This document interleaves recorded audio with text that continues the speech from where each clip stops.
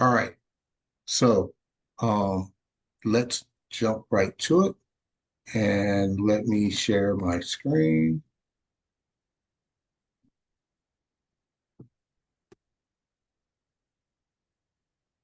And here we go. All right. So tonight's presentation is brought to you by the Closed Private Investment Network, CPIN. The topic is From Cotton to Crypto, Building Black Wealth with Bitcoin. We're going to talk about money, freedom, and the future. So last week we had a discussion about blockchain and how the Black community can use blockchain to um, save Black history. We had Teresa Kennedy on, who explained what the Black History Foundation is doing with blockchain, and we have a very lively discussion. This time we're going to focus specifically on Bitcoin. So, what is Bitcoin? So, Bitcoin is digital money that you can use online. It's not printed like dollars, and it lives on the internet. And you can send it to anyone from wallet to wallet anywhere in the world, as long as they have an internet connection and a wallet to accept it. So it allows for no banks. It allows for no middlemen, just you and your money. So how does Bitcoin work? So it uses a special kind of computer network called blockchain. And again, we went over blockchain in detail last meeting, but blockchain is an open ledger that keeps track of every transaction using cryptology. So it's safe. Bitcoin has never been hacked and publicly. Again, it uses an open ledger so that you can see the transactions, they're transparent, and they're online. So imagine a giant notebook that everyone can see, but no one can erase. You can't make changes once a transaction has been added to the blockchain. So why does Bitcoin matter? Specifically for the Black community. So for a long time, banks and money systems left Black people out. Okay, whether it was redlining, loan denials, low pay for doing the same pay as other people, and so we've been at an economic disadvantage for more than 400 years. So what Bitcoin does, it gives people a chance to build wealth without needing a bank's permission. I'm not going to go into a whole lot of detail in this meeting on once you own Bitcoin, what you can do with it as far as lending and borrowing. That's for a more advanced discussion. But the Bitcoin system allows you to do things in a peer-to-peer fashion, as well as in small communities. So why do Black people need to learn now? And I put the emphasis on now. Well, so Black families in the US have way less wealth than white families. Um, it is estimated that white families have 10 times as much wealth as Black families. And in a generation or two, the net value of Black wealth will be zero. Now, this didn't happen by accident, right? It's from years of unfair systems, whether it's the housing system, the education system, the criminal system. All of these systems have been put in place in order to keep the Black community in its place as consumers. And yet, from since the end of slavery, we have continued to be resilient, and we used to be a cohesive community through the 1960s. But since the 70s, there's been an attack on the Black community, and an attack on the Black family. And so for the last 50 years, we have not been a cohesive group. Bitcoin gives us a chance to build something new. It gives us the chance to build community around a decentralized crypto system, and something that's fair. Now, the question that 85% of people are asking is, can you really make money with Bitcoin? And the answer is yes, but like anything, it has risks and it has rewards. So some people bought Bitcoin early on and made millions. I've got a college friend who bought Bitcoin, I think it was in 2010, 2011, when it was a couple $100 per coin. Um, and he made off like a bandit. Um, Now, the thing is, it goes up and down. It's very volatile, extremely volatile.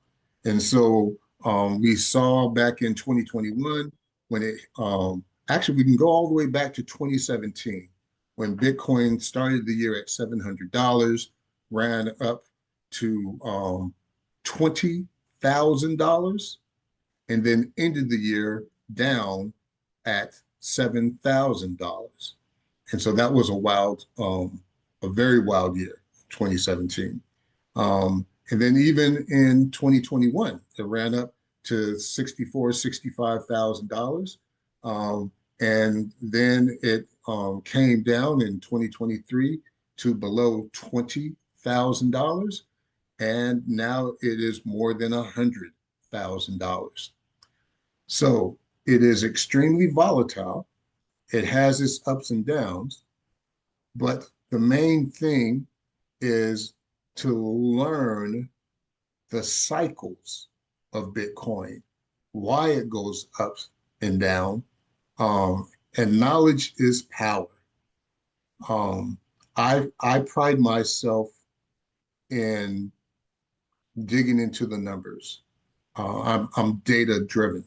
I have a degree in economics from Loyola Marymount University with a focus on econometrics, building forecast systems, and I have over 30 years experience of building complex operational and financial systems, mainly for the government, to the tunes of tens to hundreds of millions of dollars per year.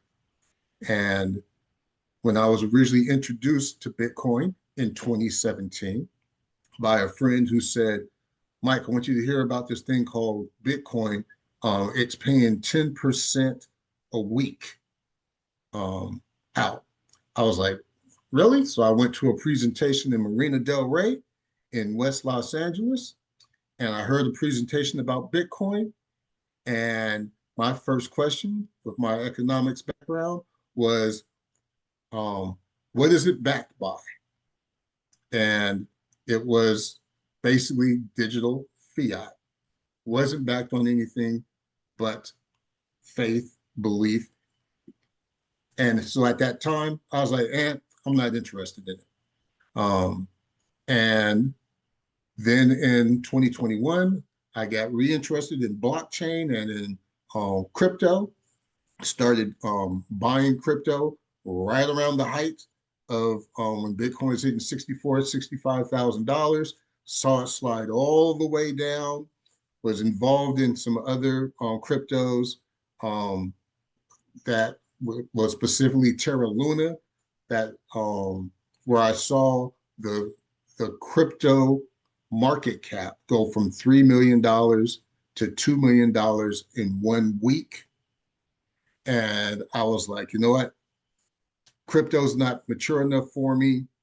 I'm not going to deal with it. And I decided to step away from crypto, um, not interested in Bitcoin, and just deal in real estate.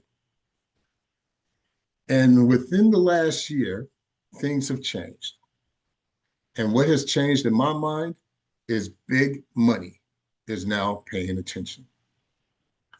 Banks, hedge funds, retirement companies are now buying Bitcoin. BlackRock created the first Bitcoin ETF. And if you don't know who BlackRock is, they are the largest private money um, manager of private money. They manage over $9 trillion worth of assets under management. And when they get into a market, they can fundamentally change the market. And they fundamentally changed the adoption of Bitcoin. Um, and so, and then there was President Trump. And Trump is backing Bitcoin. And that's one of the reasons why Bitcoin went to an all-time high. And now you've got institutions. You've got Coinbase that just got added to the S&P 500, which now means that anyone who has exposure to the S&P 500 through their 401k, through an ETF, or any type of investment now has exposure to crypto through Coinbase. And then Circle just did an IPO this week, and their share price increased over 200% since the opening of the IPO. And in my dealing with rich white folks in Santa Barbara, um, in which I learned some of the tricks of how they get rich and stay rich, is to follow the money. If the rich are investing, we need to understand why. So what makes Bitcoin different is that it's decentralized. No one person or company controls it. It's global. It works in every country, and it's secure. You can either have a non-custodial wallet in which you're the only one that has access to it through the keys to your wallet, and or you can have a custodial wallet where a third party has the keys to your wallet and you have a password and you interact with the third party in order to get access. But what we have learned is not your keys, not your wallet. And so when you allow somebody else to have control of your wallet, they can actually deny you access. Um, and so it's really recommended that you have a non-custodial wallet that you have 100% access to. But understand, if you lose your keys, you have lost access to your wallet. So um, now that you might be all interested into Bitcoin, but your question is where to start. Right, just start small. You don't need to be rich to start. You can buy $5 or $10 worth just to learn.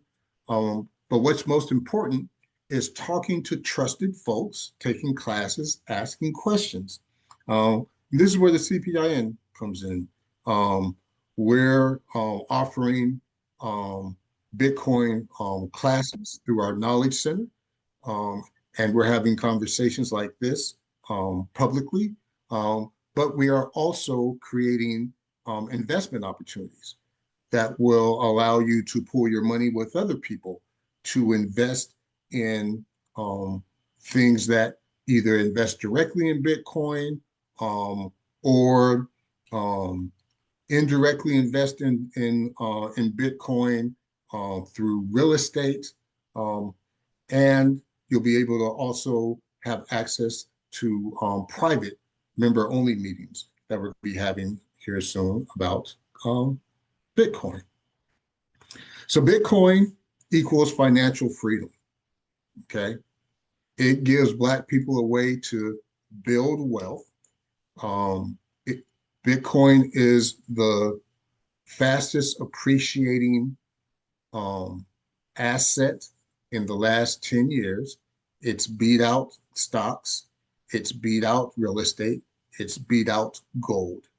You will hear it referred to as digital gold because it's a store of wealth. Um, and further along in the discussion, we'll start talking about why that is, why um, entire countries are starting to buy Bitcoin. Take control of our future. Again, it's decentralized. There is no country or government or company that controls it, and it's an asset, right? You can leave it for the next generation. So here is a chart that shows Bitcoin's price history. And so you can see it started um, in 2009, in which was trading for hundreds of dollars. Um, and then you can see that it's shot up, and then it's come back down. It's shot up, come back down, shot up, come back down. And so part of that, what drives the price is supply and demand, as well as that as the halving. Every 4 years, it becomes twice as hard to create Bitcoin. When Bitcoin is created through mining, through solving a puzzle, and the computers that solve the puzzle are rewarded with Bitcoin that they can turn around and sell. Um, and so this has been the price history since its inception. And this is the price history forecast um, based on ARK. And ARK is an investment company led by Cathie Woods. Um, Cathie Woods is a very well-known investment manager um, who manages hundreds of billions of dollars, and her company has forecasted a bear case, a base case, and a bull case. And in the next 5 years, she's got Bitcoin going from either um, a low of 300,000 to a high of $1.5 million per coin. Um, and so um, Jamal, you got a question? No, man, I'll wait till you finish. That's when we start, open floor. Okay. Um, and so you can see on the worst case, we're talking about the value tripling in 5 years. The base case is that it goes up by a factor of 7, and the bull case is a factor of 15. Um, so we're going to jump into the discussion, and I do thank you guys for coming, and I want you guys to come here every Sunday in which we're going to talk about a different topic that affects the Black community economically. Um, you go to our website, thecpi.network, invite you to join to be members so that you can get access to our knowledge center that has our classes, as well as access to the private meetings that we have for members. And so with that, I hand it back over to Lola. Thank you for the information. Man, when it comes to this topic, I'm a little different than Mike, right? How I came into this industry. It was probably in 2018.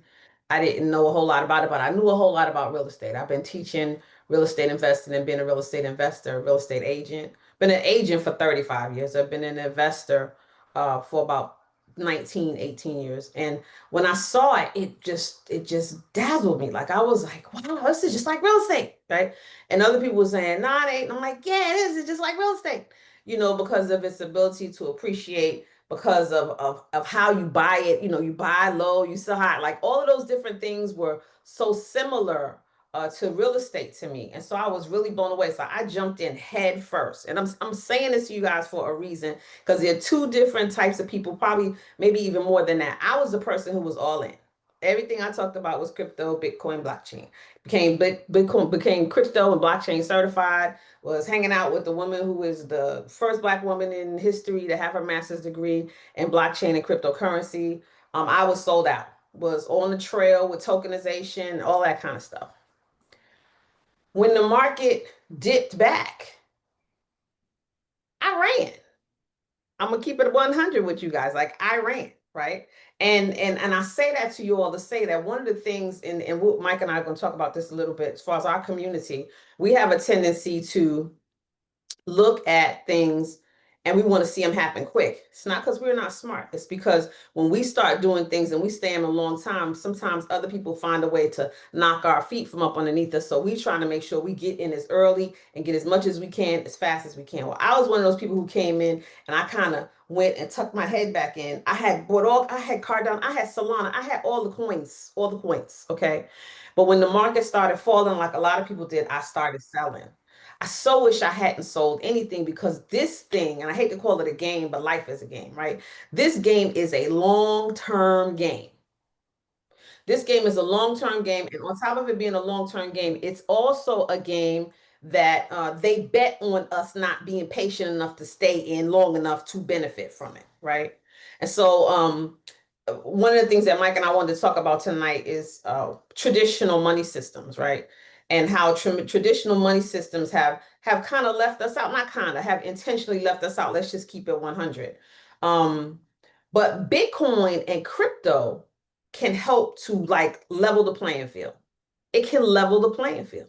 We are at a point right now where we have the opportunity for the biggest wealth transfer that has ever taken place.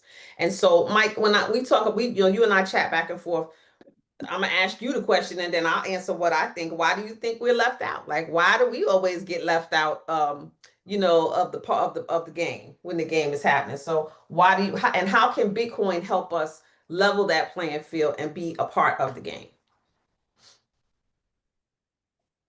Yeah, it's and so I think in the beginning, um we as Blacks, we actually were faster adopters of of crypto. So back in 2021, 23% of the Black population had invested in crypto compared to only 11% of the white population.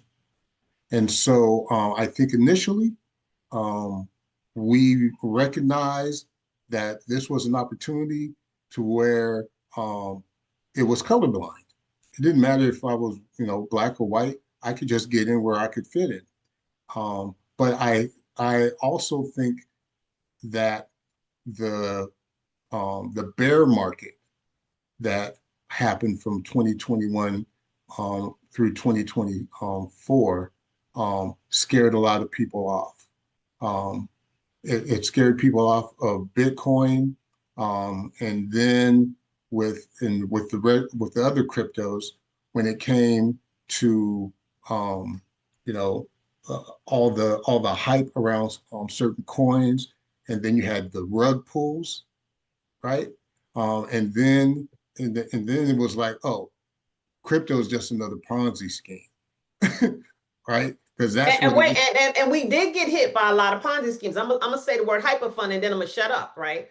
And then there's a whole lot of rest of them that I could call the names of, but most people know that one because it was in the news so much when things really went bad. So to anybody's credit, if you're listening, you had a right to be weary, right? You had the right to be concerned about it because there were a lot of people taking advantage of folks. So Yeah, I mean, and then you have, you know, um,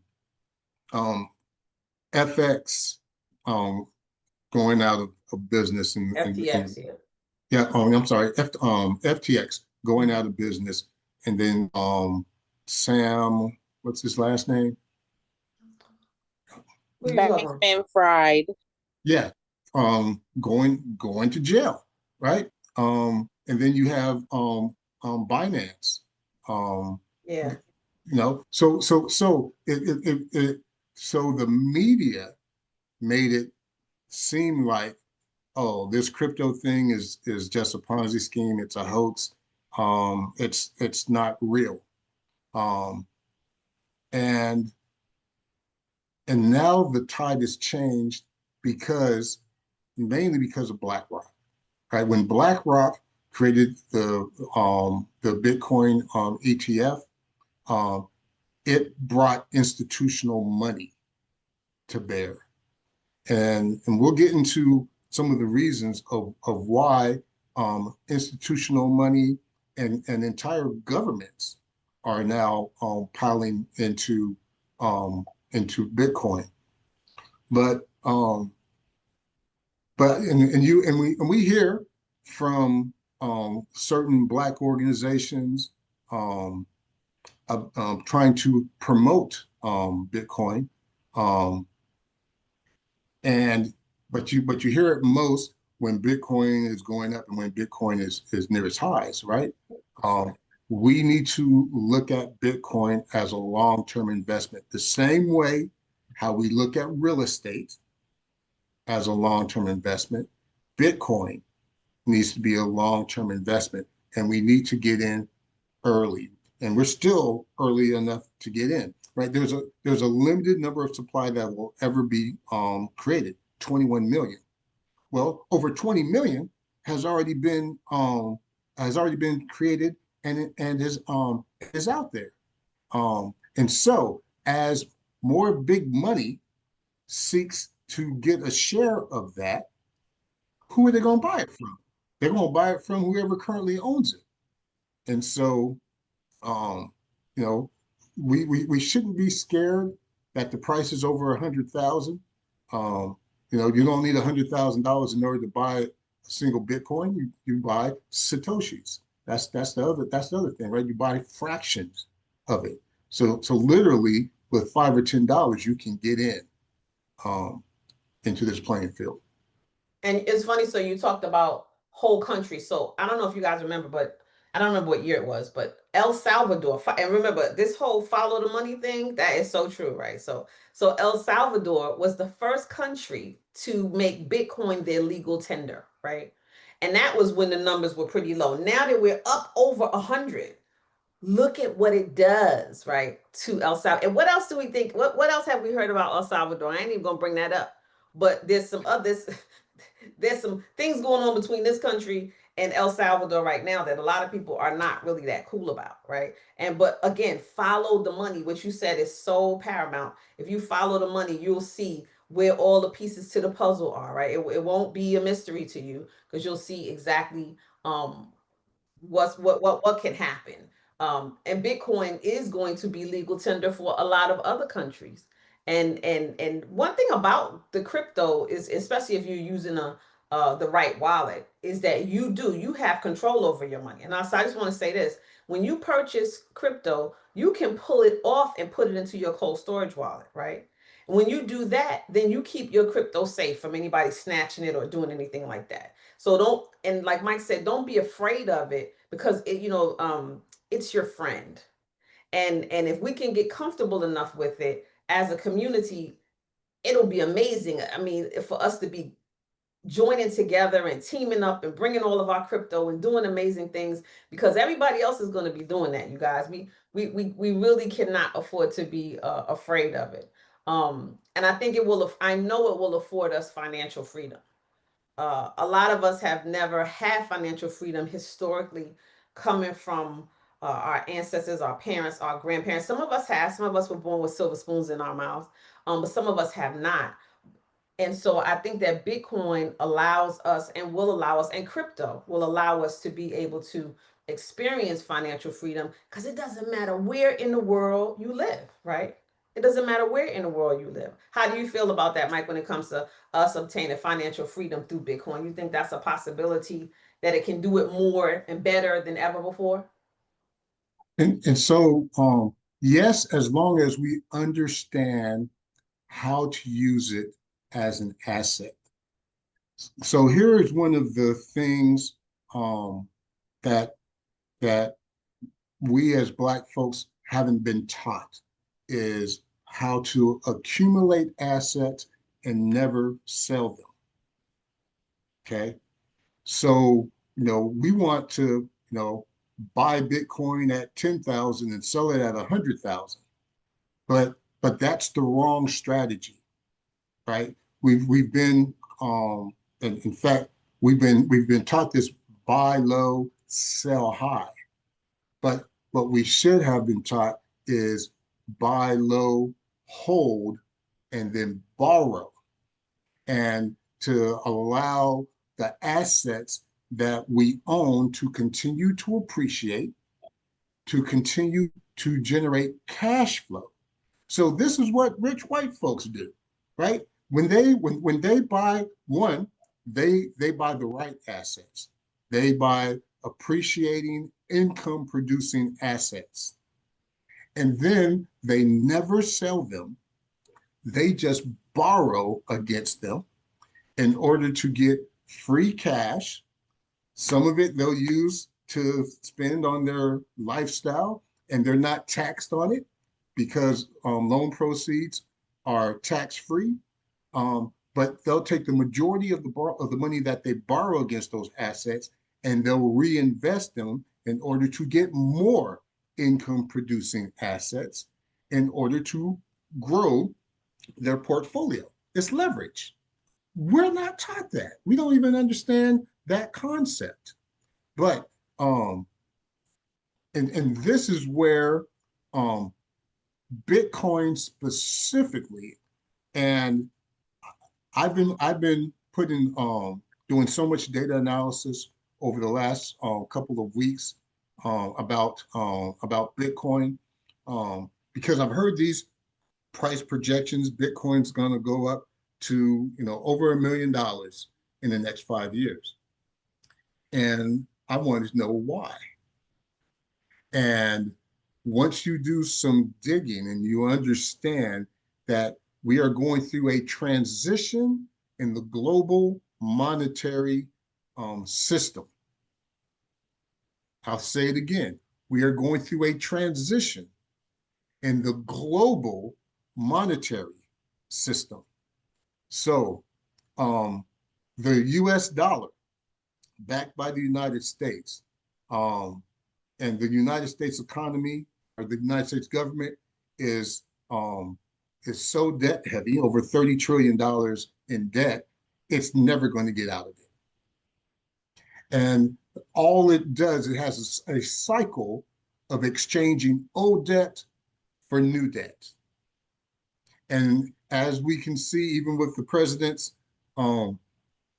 big beautiful bill, the the debt is still projected to increase by another $4 trillion over the next 10 years.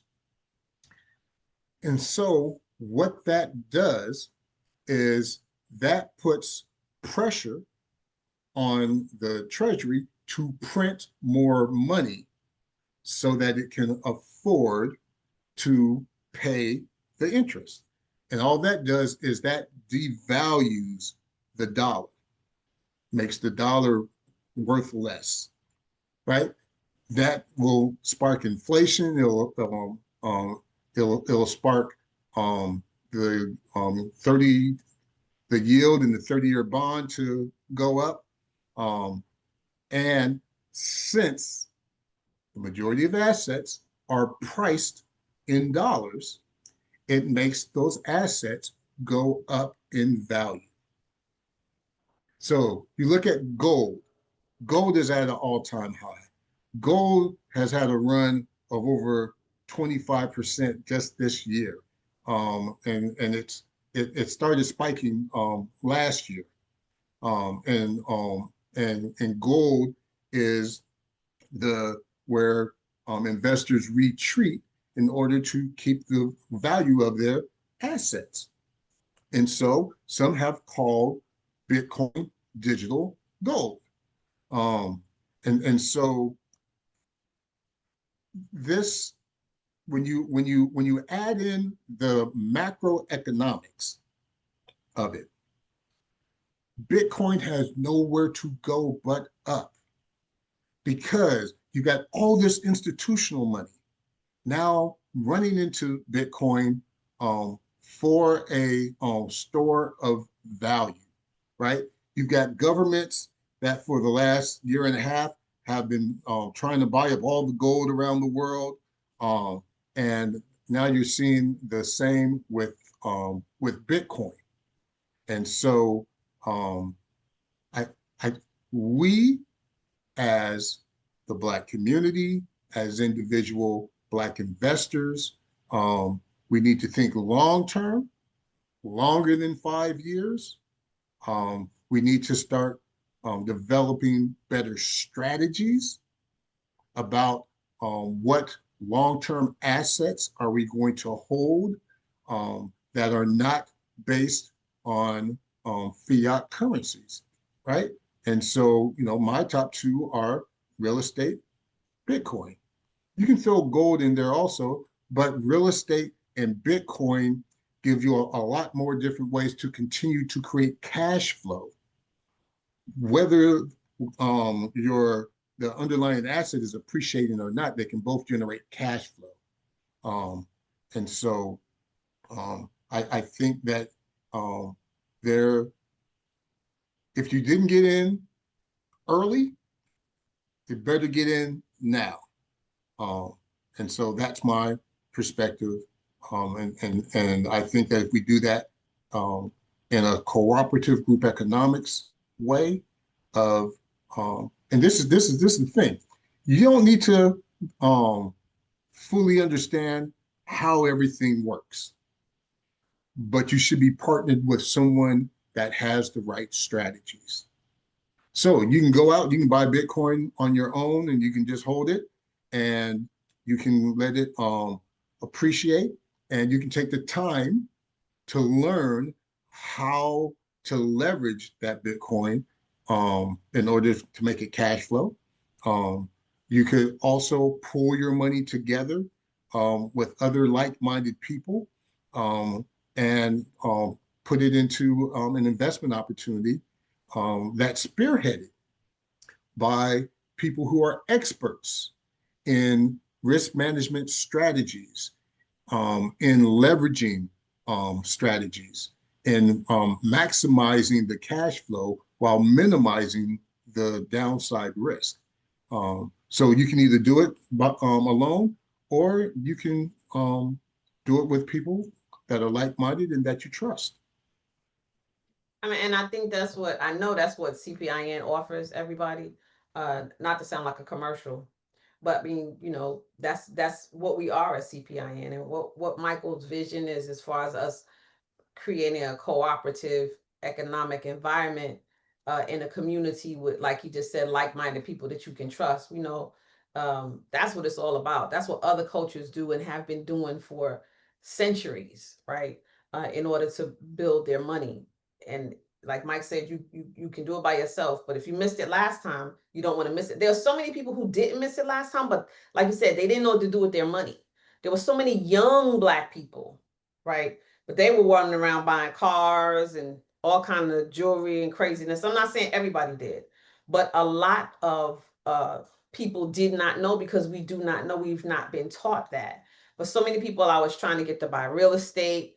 I was actually able to create or help the first title company in the area that I'm in be able to do a real estate transaction with cryptocurrency, because I really saw where it was going. But the hard part was getting everybody who was making money with crypto to see that you don't just buy the crypto and hold on to the crypto at that time. You can take it and the profits and buy some land, buy some real estate. You can take it and you can diversify your portfolio. And that's what I think is exciting about CPIN, is that we found a way for you to do both, right? To be in a like-minded community, to be able to have access to building wealth with real estate, as well as building wealth with cryptocurrency and many other investments that we offer on our platform. And so I was really excited when Mike wanted to do this today, because I think that I know that, like I said before, this is a way for us to level the playing field, for us to transfer wealth, and for us to build legacy. We don't want to be left out. Let's not be left behind again. We don't have to be. But the biggest thing I know I want to share with people is not to be afraid, right? One thing Mike was talking about, how the news and the media kind of demonized cryptocurrency. I'm not a conspiracy theorist, but I personally think I think it was intentional. I think the institutional buyers wanted to shake up some things. And I think that the world, the powers that be, didn't want us to be able to know how powerful it was, us buying crypto. And so they freaked everybody out, scared everybody. People ran away, sold their crypto, and thought crypto is bad. It's all scam. Bitcoin is not scam. There are scammers, but Bitcoin is not scam. And so we do provide that opportunity. Do you have that up? Yes. Thank you for co-signing, Mark T. Do you have some of those? I know we're not getting into that deep, but we do have. Are we going to have an opportunity for people to involve themselves with cryptocurrency and blockchains and things like that with CPIN coming up soon, Mike? So yeah, we're going to be rolling out a couple of new investment opportunities where through special purpose vehicles, we're going to be allowing people to invest as little as $100 and to group their money together and invest in Bitcoin specific projects as well as real estate projects that create a Bitcoin treasury. And so let me talk real quick on what a Bitcoin treasury is, because there are several companies like MicroStrategy that is a publicly traded company that all it does is buy and own Bitcoin. It owns Bitcoin. It uses strategies to generate cash flow off of its Bitcoin, and then it goes and buys some more Bitcoin. In fact, it's getting ready to do a preferred stock sale to raise $1 billion to go and buy Bitcoin. It's funny. Somebody said to me, I'm not gonna say who the person was, but somebody that I told you about, their children were wanting to buy cars and stuff like that, right? And she told them, no, if you're gonna go get a loan, I know you better go get a loan and buy you some Bitcoin, right? and if you're gonna go get a loan to buy something, it better be going to get a loan to buy some Bitcoin and hold that Bitcoin. I mean, and when you're part of groups like this, you can do stuff like that. You know what I'm saying? You can go after money and raise money and put money to buy that because it is just that powerful. Don't get no loan to buy a car, right? You go if you're gonna pull money equity out your house. I just posted something today and said if you got some money laying around, you need to go buy you some Bitcoin, right? Not sit there and look at it. You know, we have a tendency to get excited looking at our bank. Whew, I got that much money. Or whew, look how much equity I got in my house, and it's not working for us. It's not doing anything for us. We're just looking at it. So whatever you do have, whether you do it through us or you figure out another way to do it. And someone online said that they wanted a Lizzie said she would love to have a mentor with crypto. We can definitely assist you with that. You need to understand that that's the route to go. You don't have to take all your money. Don't nobody puts everything in anything, right? But be smart. This is going to change our children's lives and our children's lives, and possibly even ours. It'll change ours, but when we talk about building legacy, there's no better way, in my opinion, from what I see and what I've seen over the past 5 years, for us to build it than learning how to be in this crypto world and how to be successful in it. So we were gonna we said we were gonna talk a little bit about banks and hedge funds and all of them investing money in Bitcoin. Mike, you want to share a little bit about that? I mean, that's what you were saying with BlackRock and all the different companies. They're all taking their money and they're putting it into Bitcoin. Yeah, and so be because BlackRock created the first ETF for Bitcoin, and especially since President Trump took over, he's relaxed the regulations around crypto. He's benefiting, right? His family is getting ready to release a stable coin that is, I think, going to raise $2.5 billion. And so, it's follow the money. If you want to if you want to know how to make money, follow the money, and the money is going into Bitcoin specifically. Um, Now, there are ways to trade Bitcoin.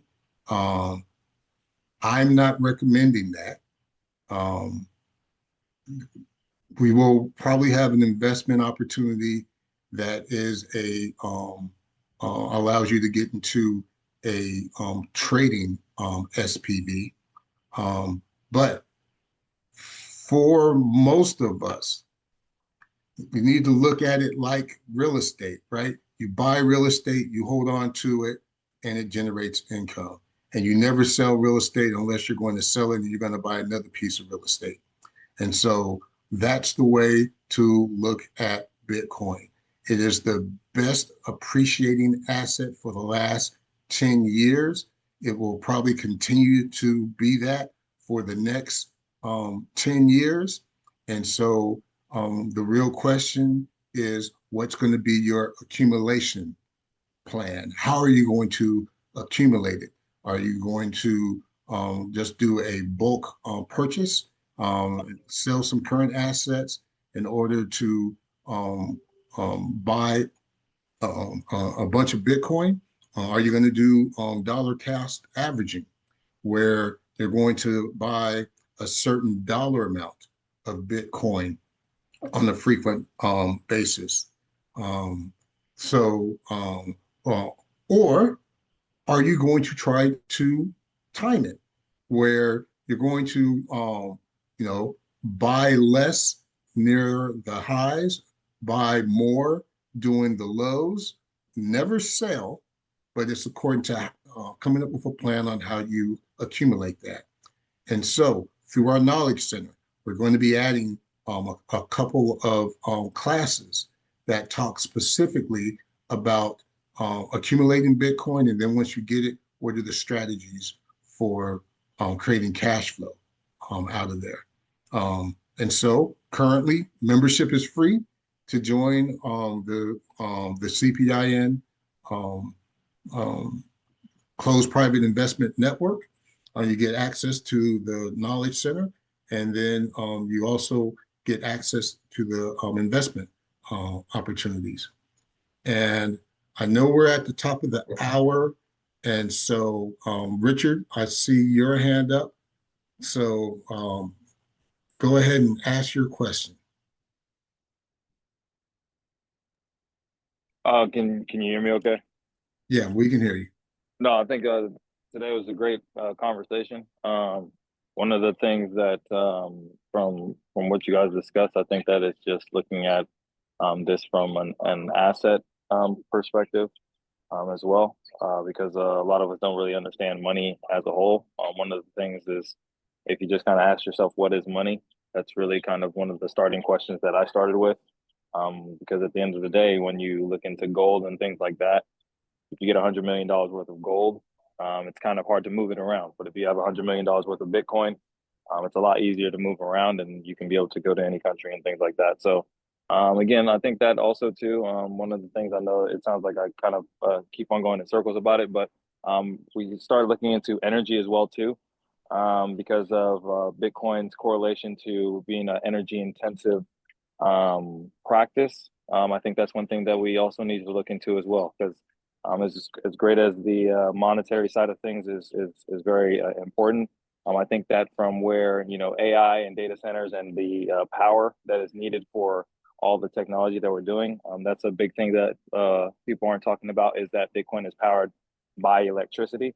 And now when we talk about the energy infrastructure, that's something as well that we also need to discuss about, again, from the Black side of things in our community, how we get into energy production, data centers, and also Bitcoin mining as well. So definitely love to, talk some more. Like I said, Mike, appreciate you for bringing me into the group.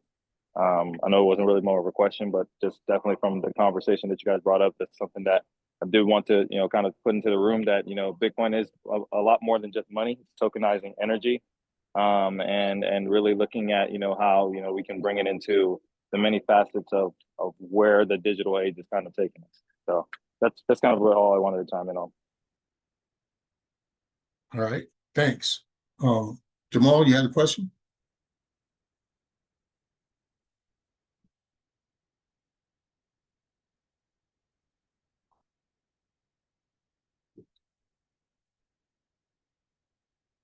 All right.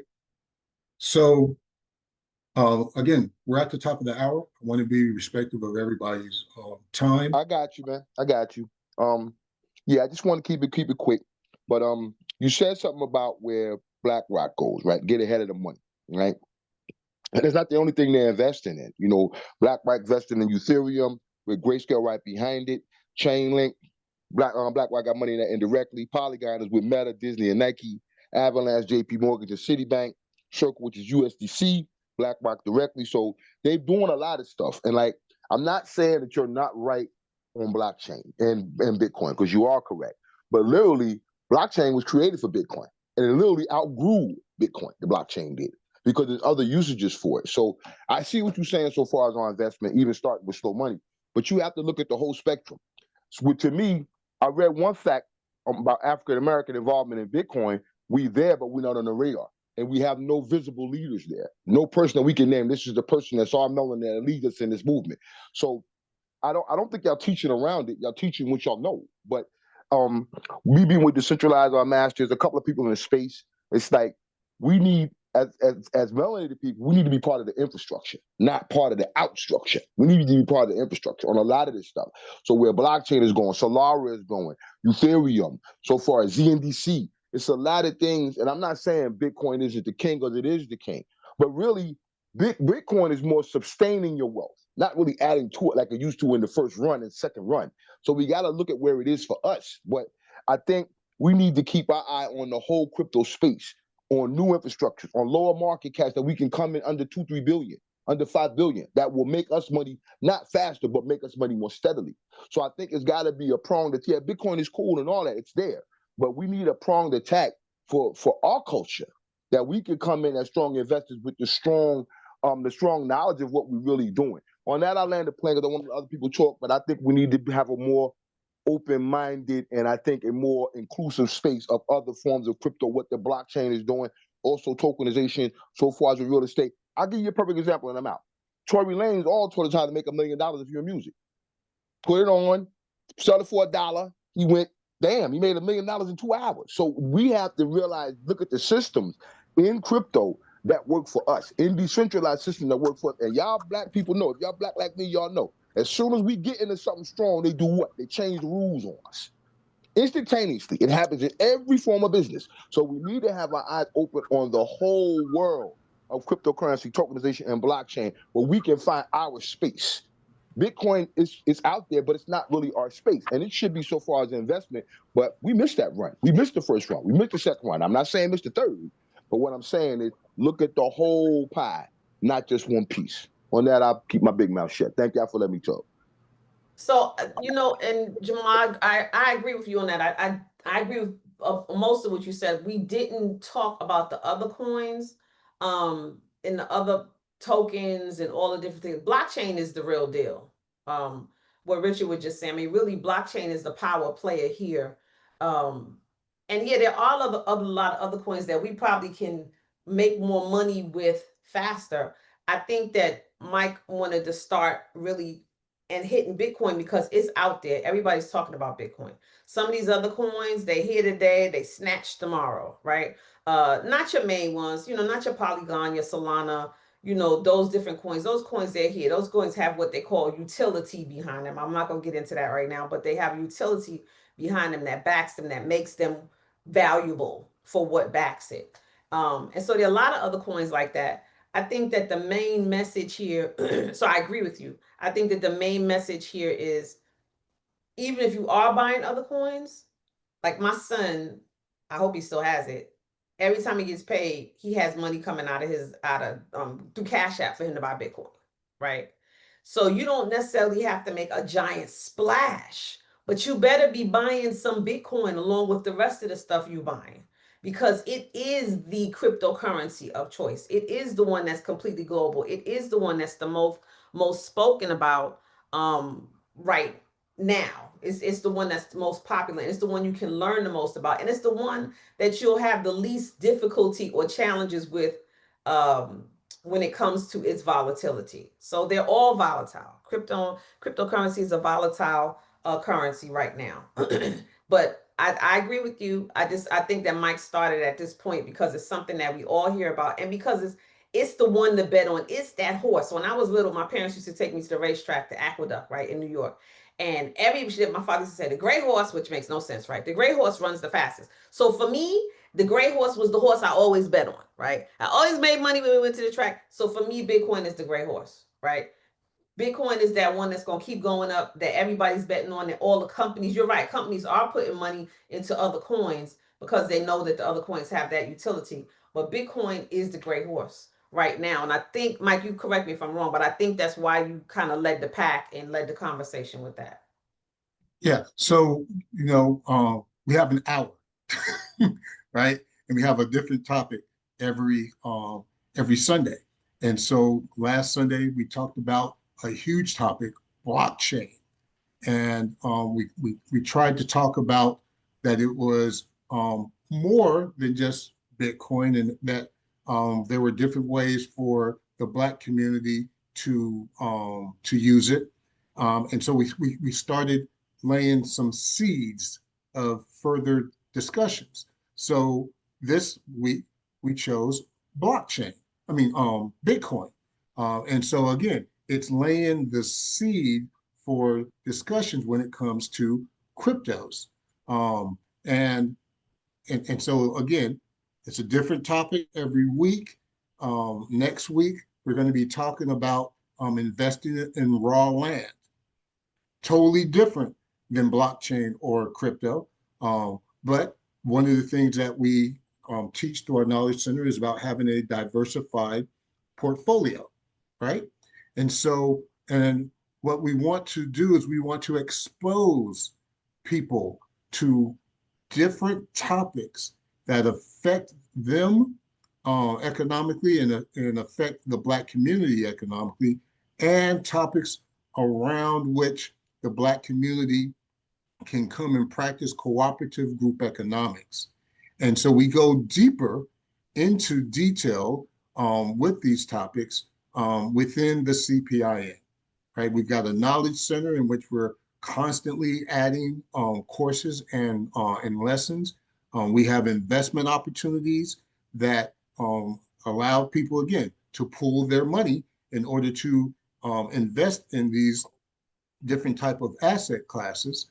And then as a member, we'll have specialized discussions that go into more detail, that become a little more technical once you've gone through the Knowledge Center and you've understood the basic principles. So this is a process. This is a movement, right? The CPIN is built upon three pillars: community, bringing together like-minded people that practice cooperative group economics; education, providing them with financial education so they can make better informed financial decisions; and then investment opportunities, presenting curated investment opportunities that tend to clearly define the risk to reward ratio. Um, and so with that, we are well over our hour. It's okay though. People like hearing stuff. It's okay. They're not mad that we over our hour. They're not mad. I don't think y'all mad that we over our hour. But I don't think so. But let me throw this out there. This is not a discussion. Last week I talked about between 1910 and 1997, African Americans lost $325 billion in land. Okay, in this country. Mike and I looked at the numbers. What that will equate to, the last Bitcoin will be mined in 2140. If we don't get ahead of this and we don't jump into this right now, the 325 billions in that 115 years will equate to $5 trillion that we will lose as a community. It'll be just like they stole the land. it'll be the same thing. But this time we have an opportunity. There's no chains on us. There's no there are things that they're doing to us to keep us from moving forward, but we have, nobody knows what color you are when you behind that phone or that whatever and you purchasing that crypto. Don't nobody care, right? And so it's never about color anyway. It's about green, but that's a whole nother conversation. I hope we get to talk about that one day on one of these Sundays. But CPIN provides conversations like this. This is the conversation. Every week is going to be something different. I love that Jamal is on here every single week because he gives us a different perspective and he's passionate about what he talks about. He is a member of CPIN. And so many other people here on here are too. And if you want to stay in this conversation in a community with people who have like minds, and I'm gonna say like hearts, because it ain't always just about your mind, it's about what your heart can allow and what it can accept and what you can share with people. We want to share, we want to build community, we want to make everybody's lives better. We're not trying to be greedy, we want everybody to eat. I always used to tell people, it's exciting for me to go on a great vacations, but if I can't bring my folks with me, what good is it, right? So we want everybody to be able to have access to this information, this knowledge, the passion, the conversation, and becoming a part of CPIN is how you do it. I'm sure that Mike dropped a link in the chat. So if you see the link in the chat, click on that, join. And look, that knowledge center that he's talking about, I learn stuff from that knowledge center every doggone time I go in there to look at something. Every time he says, hey, Lola, check this out, I'm learning, right? And I'm not new to this, but I'm learning so much. And there's so much knowledge that's in there, but there's so much more that's gonna be in there. So if you're somebody questioning, how do I invest? How do I know what to invest in? How do I build a portfolio? Cryptocurrency, all those different things, rock with us. Because we not only care about the money, we care about you. And we're here trying to level this playing field so that no matter what goes on in the White House, our house will stay intact. And so that's it for me. I hope I didn't overspeak. We kept y'all a little bit longer, but hopefully you're okay with that. You want to say good night, Mike? Yeah. Again, just want to end by thanking you for spending an hour and 15 minutes with us out of your Sunday schedule. We're here every Sunday, 5 p.m. on the West Coast, 8 p.m. on the East Coast. Like I said, we have a different topic every Sunday. And so this is where, we talk about it. And so next week we'll be talking about investing in raw land and how that can help the Black community. So everybody, stay blessed and stay safe. Good night, everybody. See you next Sunday. Bring somebody with you. Bring somebody with you next week. Good night, everybody. Good night. Good night. Good night. Hey, oh, he's left. Thank you. Good night. Mike, Good night. Thank you, Mike. Good night. And thanks to the young lady, too. I didn't catch her name, but thank you. Her name was Lola. Lola, thank you, Lola. Mike and Lola. See you next time. All right. Bye, Lamont. Truly appreciate you, Michael. Great energy tonight, Lola. Oh man, thanks for coming, Roderick. And tell me where your building is located again. It's in Pleasantville, New Jersey. Pleasantville, New Jersey. Okay, I gotta remember that.